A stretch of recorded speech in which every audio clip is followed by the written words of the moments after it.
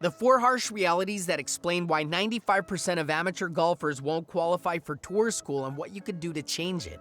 Maybe you feel you could justify your actions by saying to yourself, your friends, and your family that you're going to tour school to gain tour school experience. If this is the case, then you will quickly discover that tour school is a very expensive form of experience to be had.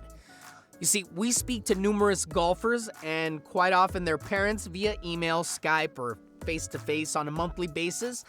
They ask about what the minimum requirements are for an amateur golfer to successfully make the transition to a professional golf tour through a tour school.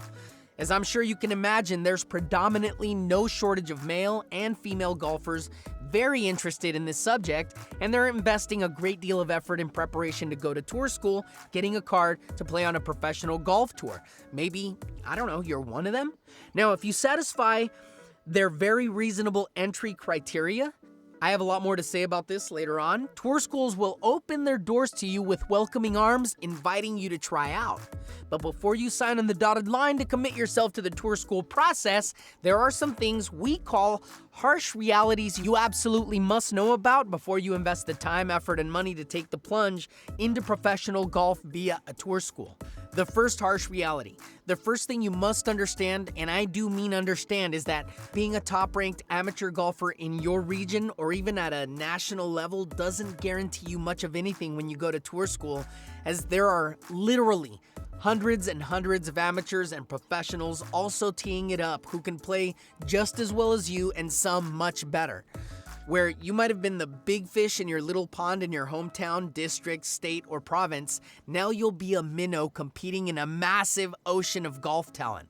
Now, believe me when I say that this comes as a big shock to amateurs when they realize that their game is nowhere near good enough to qualify, let alone compete on a professional tour.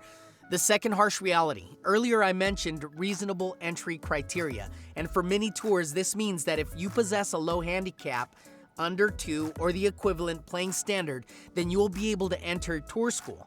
Now, here's the thing you need to pay attention to regarding this. To get through any tour school, it's very likely that you'll have to produce a scoring average for the tournament of better than par over 1 or 2 golf courses that the tour uses for their tour school. Now, if you enter the tour school with the handicap of scratch to 2, it's highly unlikely that you'll earn your card, as this standard of golf simply won't be good enough. Now, ask yourself why a professional golf tour would invite low handicap golfers to enter their event when they're not good enough to qualify, right? Tour schools love rookie pros who are of the mindset, I want to try tour school out to see if I'm good enough. You never try tour school out.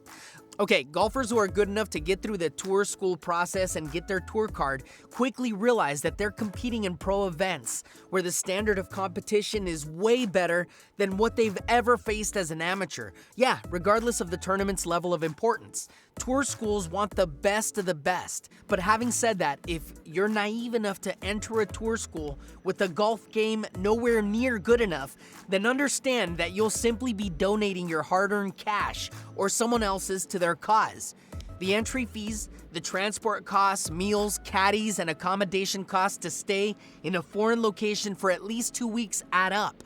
I guess the one consolation of this is that you will start to understand just a small part of what self-employed professional golfers know all too well. Being a professional tour golfer is an expensive exercise. At the end of the day, all tour schools are nothing more than tour player boot camps that put you into a pressure cauldron with hundreds of other hopefuls, test your mental toughness and scoring ability, and squeeze out the survivors.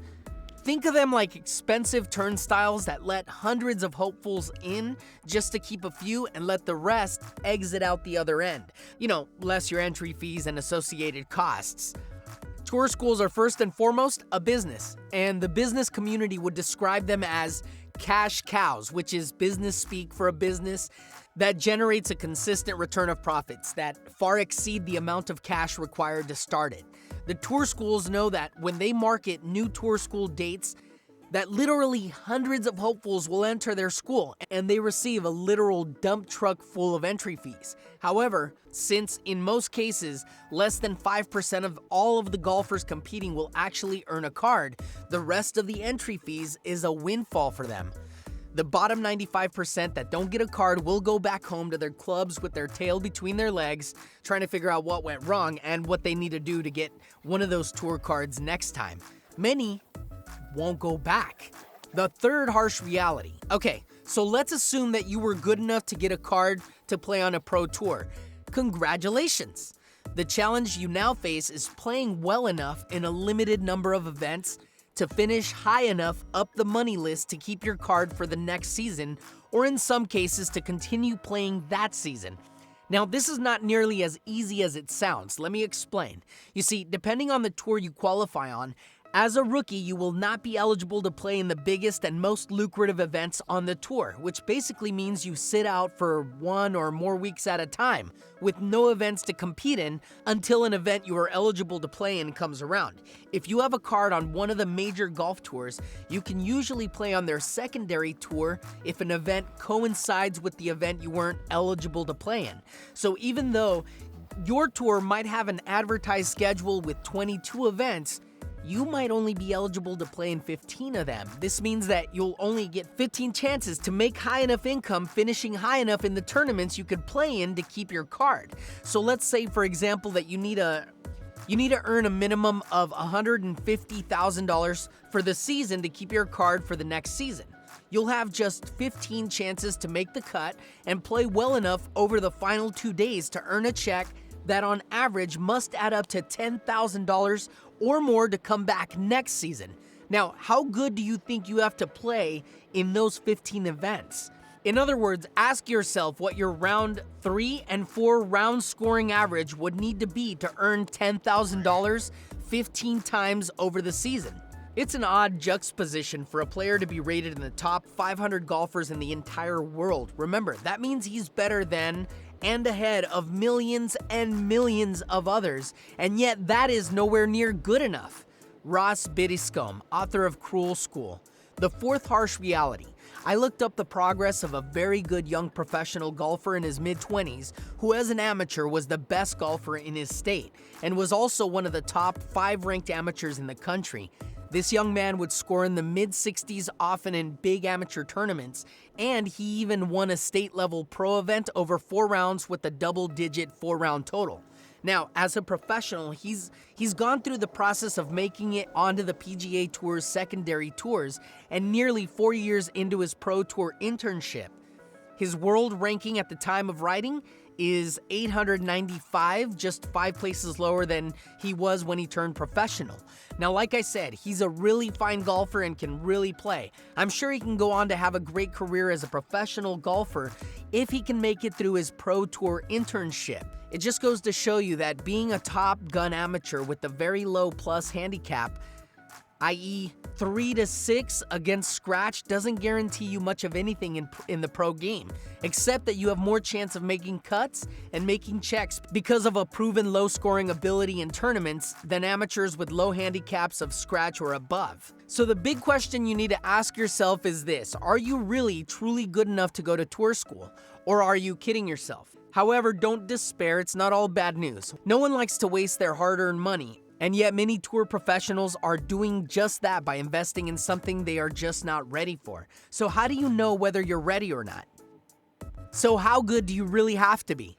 When you decide to go to a tour school, our advice is that your scoring average is at least 2 strokes better than par in top amateur tournaments over at least 2 seasons. You should be regularly scoring in the mid-60s and it should feel relatively easy to do. If you played 100 competitive rounds over 2 seasons as an amateur, here's the minimum performance level you would need to be able to achieve before you sign up at a tour school. Level 1, 5 rounds would be 60 to 65. Level 2, 55 rounds would be 66 to 70. Level 3, 35 rounds would be 71 to 75. Level 4, 5 rounds would be 76 to 80. Level 5, 0 rounds would be above 80. At the very least, 50% of your competitive rounds would be under 70. You will also have scored under par over 3 to 4 rounds multiple times, and ideally you would have scored 10 under par or better at least once. This level of scoring should not come as a surprise to you if you simply study the results of professionals in tournaments from the minor tours to the major ones. To make checks in professional tournaments, there are 2 stages. Stage 1 is to make the cut, which requires that you score par or better at least 70% of the time. Stage 2 is to score under par round 3 and 4 to make a check that is greater than the cost of competing in the event. This might look to you like it's exaggerated, but it isn't. It's the reality of playing successfully as a professional golfer. Unless you could score like this, you simply won't make cuts, and if you don't make cuts, you don't make checks, and if you don't make checks, your expenses will outweigh your income, and in no time at all, you will go broke. Yup. So take the time to set up a table like the one above, track every score in the tournaments you play in, fill in the blanks, and see whether you really have enough game to go to tour school and get your card. We sure hope you do. Lori Montague and David Milne, Pro Tour Golf College. That's all I got, my amigos! Your positive pill of energy. Yahoo! Yeah! I really like these articles, man. They really solidify what it takes. I mean, I'm sure a lot of people have these questions. I definitely have these questions, you know? You know what I'm saying, my amigos.